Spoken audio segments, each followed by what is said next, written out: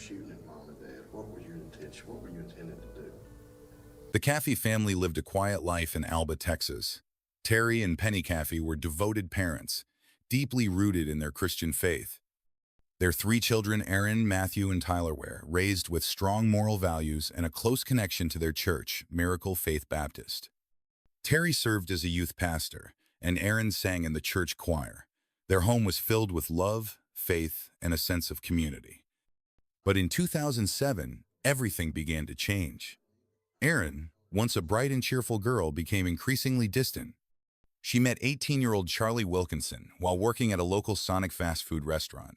The two quickly fell in love, and their relationship intensified at a pace that concerned her parents. Initially, Terry and Penny accepted Charlie, seeing him as a polite and well-mannered young man. But as time passed, their concerns grew. Charlie had a troubled background. He lived with his father and stepmother, rarely seeing his biological mother. Despite his polite demeanor, his online presence told a different story. Penny discovered his MySpace page, which contained references to profanity and explicit content. When Aaron appeared at a church function wearing Charlie's grandmother's engagement ring, Penny was deeply alarmed. She demanded that Aaron return it immediately. The promise of a lifelong commitment between two teenagers was something Penny and Terry could not support. When Penny forbade Aaron from seeing Charlie, tensions in the household escalated. Aaron became rebellious, frustrated by her parents' disapproval. She confided in friends, expressing her resentment towards her family's restrictions. Her parents hoped she would come to understand their concerns with time, but they were unaware of the storm that was brewing beneath the surface. Over the weeks that followed, Aaron and Charlie devised a plan that would remove every obstacle standing in their way. Their love, in their eyes, was worth any cost. What started as a teenage romance was about to spiral into an unfathomable tragedy. It began like any other night in the quiet town of Alba, Texas. The Caffey family home, nestled among the trees, was a place of warmth, faith, and love. Terry and Penny Caffey had built a life centered around their deep Christian beliefs, raising their children 16-year-old Aaron, 13-year-old Matthew, and 8-year-old Tyler with strong values and a close-knit bond. Terry was a hard-working man, dedicated to providing for his family, while Penny, a devoted mother, spent her days homeschooling their children and nurturing their faith. Together, they had built not just a home, but a sanctuary where laughter, prayers, and the melodies of gospel music filled the air. To those who knew them, the Caffeys were the epitome of a loving family. Erin, their only daughter, was a bright and cheerful young girl who, like most teenagers, was beginning to explore her independence. She was deeply involved in church activities and played piano during Sunday services. But as she stepped into adolescence, the dynamics within the family subtly began to shift. Then came Charlie Wilkinson. When Aaron Charlie was my first real boyfriend. Getting pregnant and having a family, and everyone wants that. And I guess I just thought it was calm. met Charlie, he seemed like the typical teenage boyfriend, charming, polite, and eager to win over her parents. At first, Terry and Penny welcomed him into their home, seeing no reason to doubt his intentions. He was a former high school student with a confident demeanor, and Aaron was enamored. Their relationship blossomed quickly, with late-night phone calls and stolen moments of affection that are familiar to young love. But as time passed, the Caffeys began to notice changes in their daughter. Aaron, once obedient and deeply connected to her faith, became increasingly defiant. She spent less time with her family, and more with Charlie, whose influence seemed to pull her away from the life she once cherished. The subtle unease that had been building within her parents soon turned into outright concern. Charlie, they realized, wasn't just an ordinary teenager. Beneath the charm, there was a rebellious streak-hone that clashed with the Caffeys' deeply held values. He spoke openly against authority, carried himself with an air of defiance, and, most alarmingly, held a growing resentment toward Aaron's parents. As their relationship intensified, Aaron's behavior followed suit. The tension in the household grew. Terry and Penny, once supportive of Aaron's happiness, now saw Charlie as a dangerous influence. They urged Aaron to distance herself, to focus on her family and faith. But Aaron resisted, defending Charlie at every turn. To her, their love was untouchable, something no one, not even her parents, could break apart. What followed was a series of heated arguments, whispered conversations behind closed doors, and a growing sense of division. The Caffeys, desperate to protect their daughter, made a decision they hoped would save her. They forbade her from seeing Charlie Wilkinson. It was a decision made out of love, a decision meant to protect Erin from what her parents saw as a dangerous path.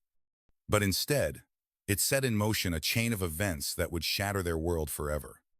Erin Caffey was only 16 when she met Charlie Wilkinson. He was older, confident, and charming, the kind of young man who seemed to promise excitement and freedom. For a teenager growing up in a strict religious household, Charlie was more than just a boyfriend. He was an escape. At first, her parents, Terry and Penny Caffey, welcomed him. He was polite, well-mannered, and eager to make a good impression. But as the months passed, things began to change. Erin's behavior shifted. She became secretive, withdrawn, and defiant. The Caffeys, known for their strong Christian values and unwavering faith, began to see signs that troubled them. Charlie's influence over their daughter was undeniable, and it wasn't long before they started to question whether he was the kind of person they wanted in her life. The arguments started: small missed curfews, whispered phone calls, a growing distance between Erin and her family. But soon, they escalated. Terry and Penny sensed something deeper, something that went beyond typical teenage rebellion. When they learned of Charlie's talk about moving in with Erin, about a future that directly opposed the values they had instilled in her, their concern turned to alarm. Then came the breaking point. Terry and Penny made a decision they believed was in their daughter's best interest. They told Erin she had to end the relationship.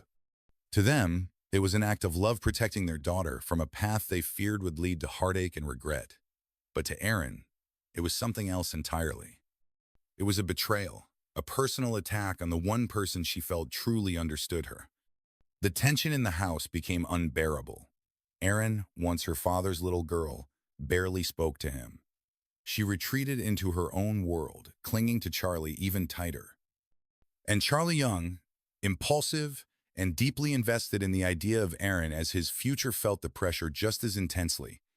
Anger turned into resentment, resentment into desperation, and desperation into something far more dangerous. What happened next would shatter the Caffey family in ways no one could have ever imagined. It started as whispers in the dark, words exchanged in quiet moments, thoughts that should have never been spoken aloud. But once an idea takes root, it can grow into something unstoppable. What began as teenage rebellion was about to spiral into an unthinkable crime. Charlie Wilkinson was furious. To him, Penny and Terry Caffey stood between him and the girl he loved. Erin was everything to him, and when her parents forbade them from seeing each other, his anger turned into something else, something darker. He wasn't going to lose her. He wouldn't allow it. Erin, too, was seething. To her, the rules her parents set were suffocating, unfair. She had tasted freedom, the thrill of love, and she wasn't willing to give it up. But as the weeks passed and the restrictions tightened, her frustration twisted into something dangerous. She didn't just want to be with Charlie. She wanted to be rid of the people standing in their way. The conversations between them turned ominous. At first, it was just talk, angry words exchanged between two teenagers who felt the world was against them. But soon, the talk turned to plans. And the plans turned to promises. Charlie wasn't alone in this. He brought his friend Charles Wade into the fold. Wade had a reputation, someone who didn't flinch at violence, someone who liked control, and he wasn't afraid to act. His girlfriend Bobby Johnson was there too, listening, watching. Before long, she was part of it as well. Erin's involvement was undeniable. She wasn't just a spectator, she was the catalyst. She told Charlie she wanted her family gone. She made it clear, if they were dead, nothing would stop them from being together. It was a chilling moment, a point of no return. They started planning in earnest. There was no hesitation, no second guessing. Charlie, Wade, and Johnson would carry out the attack. Erin would be waiting, her fate tied to theirs. The weapons were geared: a gun, knives. They mapped it out, how they would get in, what they would do, how they would make sure no one survived. There was laughter, even excitement. They convinced themselves it was necessary, that it was justified. But did Erin truly understand what she was setting in motion? Or had she lost herself in a fantasy, unable to grasp the finality of what she had asked for. The night of the 1st of March, 2008, was chosen, a date that in their minds would set them free. But in reality, it would shatter lives in a way none of them could have imagined. It was a quiet night in Alba, Texas. The Caffey home, nestled among the trees, stood in peaceful darkness. Inside, Terry and Penny Caffey slept, unaware that their lives were about to be shattered. Shortly after 3 a.m. on the 1st of March, 2008, the front door creaked open. Charlie Wilkinson and Charles Wade stepped inside, their hands gripping .22 caliber pistols and a sword. They moved with intensolent, cold, and unwavering. Behind them, Wade's girlfriend, Bobby Johnson, waited in the car, the engine running. And somewhere, Erin Caffey, only 16, was waiting for the nightmare she had set in motion to unfold. They headed straight for the master bedroom.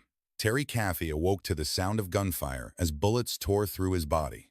He barely had time to react before Penny was shot multiple times. The shots echoed through the house, jolting their two young sons, Matthew and Tyler, from their sleep. But they never had a chance. Wade stormed into their room, the sword in his hand glinting under the dim light. The boys, just 13 and 8 years old, were slaughtered without mercy.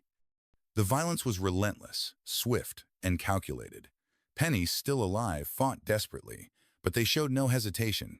They executed her where she lay. Terry, bleeding profusely, clung to life as he listened to the horror unfolding around him. His wife and children were gone. The pain was unbearable, but survival, impossible as it seemed, was his only option. As the attackers moved through the house, they doused the walls and furniture with lighter fluid. Then, they lit the flames and left. The fire grew rapidly, consuming the home, erasing the evidence of their brutality. They drove away, leaving destruction in their wake, believing no one had survived. But Terry did. With unimaginable strength, he pulled himself from the burning wreckage, dragging his bullet-ridden body through the smoke and debris. His vision blurred, his breath shallow. Each movement sent shockwaves of agony through him, but he pushed forward, crawling over 400 yards through the woods to his neighbor's house. He had lost everything, but he was still alive, and he would make sure the world knew what had happened. The neighbors found him, covered in blood, barely conscious. They called 911, and Terry, between gasps of air, uttered the words that would unravel the horrifying truth. "My family's been murdered." Authorities arrived at the smoldering ruins of the Caffey home, expecting to find only death. Instead, they found the one man who could expose the killers. And when the investigation began, the unthinkable truth surfaced. This was no random act of violence. The plan had come from inside the home. The daughter they had loved, protected, and trusted had been part of the plot all along. The aftermath of the Caffey family murders sent shockwaves through the small town of Alba, Texas. The brutal crime had shattered a family and left a community searching for answers. Within hours, law enforcement launched an intensive investigation that would quickly lead to the unthinkable truth. Terry Caffey, barely alive, had given authorities their first clue. His harrowing escape and desperate plea for help set off a manhunt for those responsible. Investigators quickly turned their attention to Erin Caffey, Charlie Wilkinson, Charles Wade, and Bobby Johnson. What they uncovered was a chilling conspiracy orchestrated by Erin and carried out with ruthless precision. Charlie Wilkinson, arrested just hours after the murders, confessed almost immediately. He admitted to shooting Terry and Penny Caffey before helping Charles Wade execute Matthew and Tyler. The confession led investigators to Erin, who was taken into custody along with Bobby Johnson and Wade. Initially, Erin denied any involvement, portraying herself as a victim of circumstance. But as the evidence mounted, her role became undeniable. Phone records, text messages, and witness statements painted a disturbing picture. Erin had been the catalyst, driven by her obsession with Wilkinson and her resentment toward her parents for trying to end their relationship. The plan had been simple in concept, but horrific in execution: erase her family, so she could be with Charlie, no matter the cost. As the case went to trial, the evidence against the four suspects was overwhelming. Charlie Wilkinson and Charles Wade were charged with capital murder. To avoid the death penalty, both pleaded guilty and received life sentences without the possibility of parole. Bobby Johnson, though not directly involved in the killings, had played a role in planning and driving the killers to the crime scene. She accepted a plea deal and was sentenced to 40 years in prison. But it was Erin Caffey's fate that drew the most scrutiny. Prosecutors argued that while she hadn't pulled the trigger, she had orchestrated the entire attack. Facing the possibility of the death penalty, Erin ultimately pleaded guilty to conspiracy to commit capital murder. She was sentenced to 2 life terms, with the possibility of parole after 40 years. The verdicts brought legal closure, but for Terry Caffey, the real battle had just begun. Terry Caffey had lost everything: his wife, his sons, his home, and the life he had built. In the wake of unimaginable grief, he could have been consumed by anger, but instead he chose forgiveness. At first, he struggled to comprehend how his daughter could have been part of such an unspeakable crime. The betrayal cut deeper than any wound, and the loss weighed on him every day. But Terry, guided by his faith, came to a decision that few could understand. He forgave Erin. He visited her in prison seeking answers. What he found was not the hardened mastermind many had imagined, but a broken, remorseful girl who had made a catastrophic mistake. His forgiveness wasn't immediate, nor was it easy. But over time, he chose to let go of his anger and focus on healing. Terry's decision shocked many. Some questioned how he could show compassion after such a brutal crime. But for him, forgiveness was the only way forward. He rebuilt his life, sharing his story in the hope that others might learn from the tragedy. The case of the Caffey family murders remains one of the most haunting in recent history. It was a crime that defied comprehension: a young girl plotting the death of those who loved her most. But beyond the horror, it became a story of survival, resilience, and ultimately, redemption. For Terry Caffey, the wounds will never fully heal. But in the ashes of that devastating night, he found a way to keep going. His story is not just one of loss, but of a father's extraordinary capacity for forgiveness, a testament to the enduring strength of the human spirit. Betrayal. It is a word that carries weight, but rarely does it manifest in a form as unthinkable as this. A daughter, once cherished, conspiring to destroy the very foundation that had raised her. The Caffey family story is not just one of crime, but of broken trust, fractured love, and the chilling realization that even the most sacred bonds can be shattered by deception. As the community of Alba, Texas, grappled with the horror of what had transpired, the questions lingered. How could a young girl, just 16 years old, orchestrate the murder of her own family? Was it love, rebellion, manipulation, or was it something even darker, something beyond comprehension? The tragedy forces us to examine the fragile nature of human relationships. Parental love is often thought of as unconditional, unwavering. But what happens when that love is tested beyond reason? The Caffeys believed they were protecting their daughter, guiding her toward a better future. Instead, their attempts at discipline became the catalyst for an unthinkable act. Erin, who had once been a bright, loving child, allowed her emotions to twist into something lethal. The need for control, the intoxicating pull of a forbidden relationship, and the reckless defiance of adolescence culminated in a crime that defied logic. But amid the ashes of destruction, there was something else, something equally unthinkable: forgiveness. Terry Caffey had every reason to hate, every reason to demand vengeance.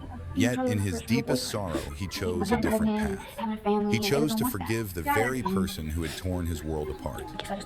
Not as an act of weakness, but as an act of survival.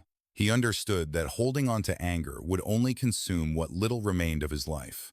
Instead, he rebuilt, not just his home, but his soul. Forgiveness is a word often spoken, but rarely tested to its limits. Terry Caffey's ability to embrace it forces us to reflect on the depths of human resilience. Could any of us, in his position, find it within ourselves to forgive? Or would we be consumed by rage, by grief, by the unbearable weight of loss? In the end, this story is not just about a crime. It is about choice. The choices that led to destruction and the choices that led to healing. The Caffey family's story reminds us that darkness exists not just in the world, but sometimes within those we love most. And yet, even in the face of that darkness, there is still the possibility of light. It is easy to condemn, It is harder to understand, and hardest of all, to forgive. But perhaps, in Terry Caffey's choice, we find the most profound lesson of all, that even after the deepest betrayal, humanity still has the capacity for grace.